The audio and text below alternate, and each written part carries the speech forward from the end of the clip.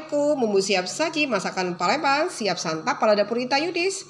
Bumbu praktis membuat masakan ala wong Palembang.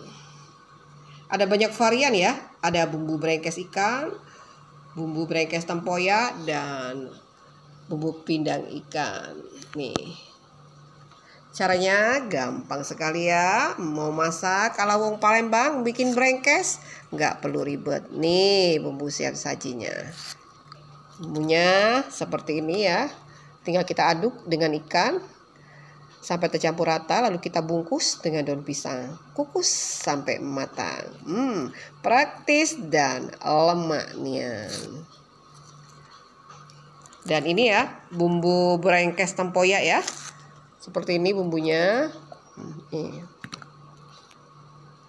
Tuh. Tinggal kita tambahkan tempoyak ya, kita aduk sampai tercampur rata, lalu kita tambahkan ikan ya. Kita bungkus sama daun pisang, kita kukus sampai matang. Wow, lemak nian. Praktis, lemak nian bikin brengkes tempoyak ala wong Palembang. Dan ini ya, bumbu pindang ikan ya.